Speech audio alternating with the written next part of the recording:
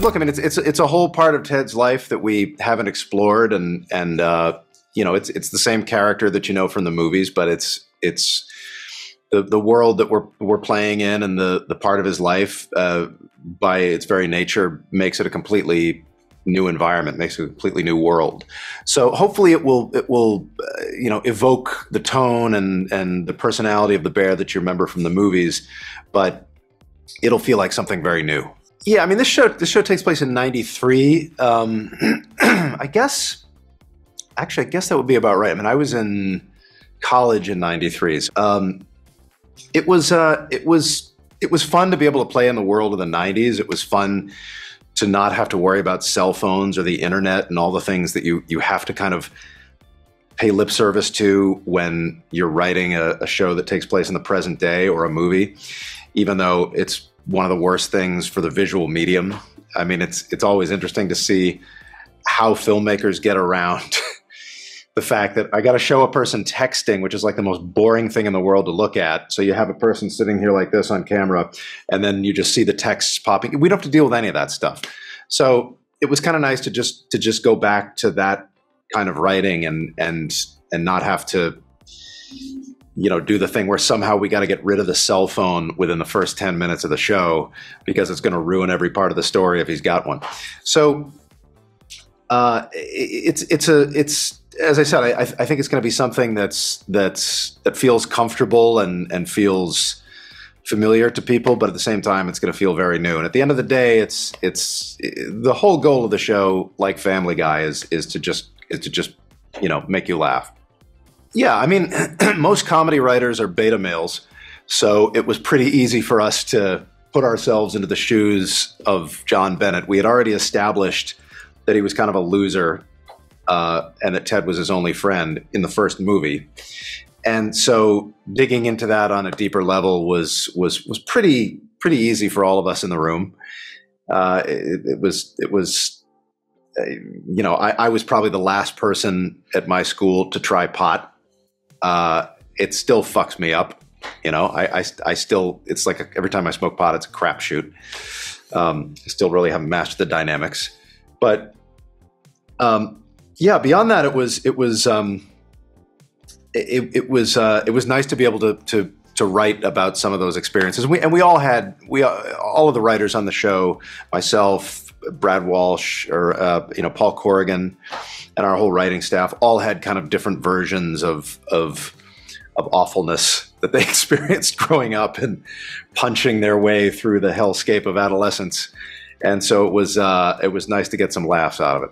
It was very easy, actually. It was one of those situations where we looked at a bunch of auditions, and it was so clear that one of them was miles ahead of the rest. And, you know, we had some good people come read, but there was just no question. There was no contest. I mean, it's always nice when that happens. And I've had that happen before in my career where somebody comes in and you just know you're not going to have to do any work as a director on set because they've already got it covered. And for me, from a directorial standpoint, that's a gift. When an actor comes in and they've already got it sewn up, they've already got a real handle on the character, and all I have to do is point the camera.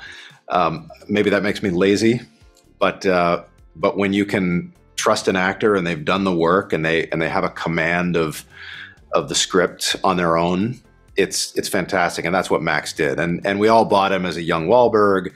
We all bought him because it is a balance. You know, he grows up to become Mark Wahlberg, who is the farthest thing from a beta male, but you have to kind of believe that he was this person at one point in time. And Max walks that line nicely. There's just like a little bit of like, you know, the hint of the confidence that is to come, but he's still somebody who's finding himself.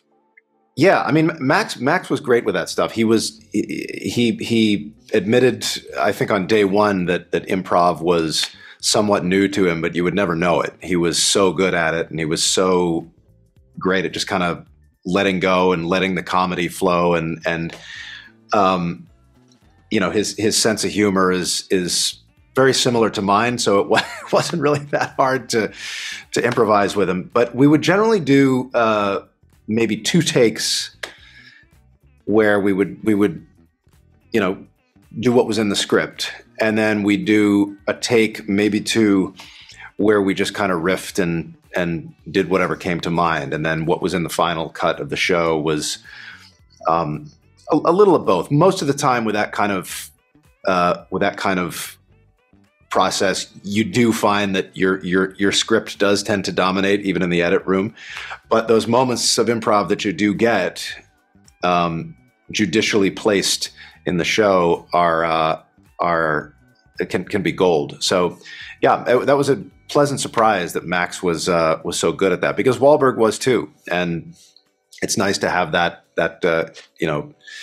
comedy tool to work with. It was one of the most tightly knit, chemistry-packed casts I've ever worked with. From day one, everyone got along great. They loved working with each other. I can't remember anything even approaching a tense moment on that set. It was just a breeze from day one. And that's not to say that people didn't work hard. People worked extremely hard. These actors busted their asses and they took it very seriously. But, it was like being with a troupe of British theater actors. I mean, they were just consummate professionals, and they were there to support each other, and they were all in on this show. And I think you see it on screen for something that only has 7 episodes in its complement. There's a lot of development with those characters that comes very quickly. It does to some degree, yeah. I mean, it is funny, yeah. Scott and Georgia and Max all worked on the Orville in different capacities, and if we do more Orville, we got to get Alana in there, I guess. So yeah, I do like working with actors who I've worked with before, who have delivered, and certainly these are all actors who delivered phenomenally well on the Orville. They were just spectacular, everyone. Scotty I've known forever. I mean, he and I have known each other for about 20 years, so the shorthand is just kind of ingrained at this point.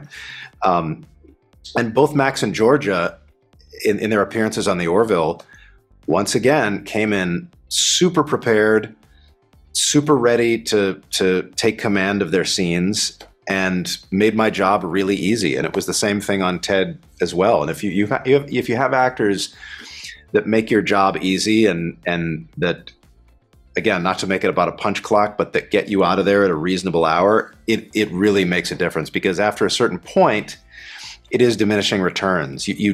There's a balance with production. You know you're going to have a long day, but you don't want to have a day that's so long that you start to hate being there, because you know it's going to be both a sprint and a marathon at the same time. And a lot of that has to do with certainly your production team, and we had a great one, and with your actors and how prepared they are. And man, this was a prepared group. Yeah.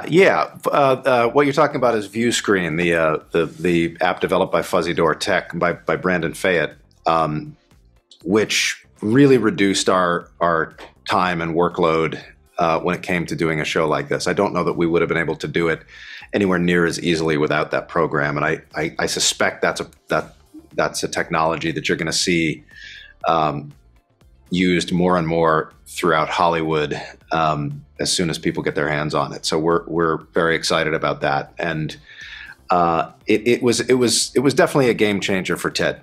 It was something that, again, to do something that really at this point has only been done in film.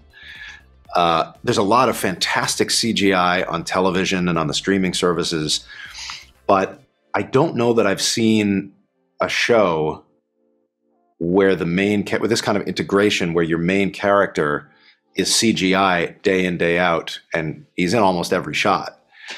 That's something that I think we're breaking a little bit of ground with, at least in television. Obviously in film, it's been done a million times, but for TV, it's uncharted territory, and I think View Screen had a lot to do with that.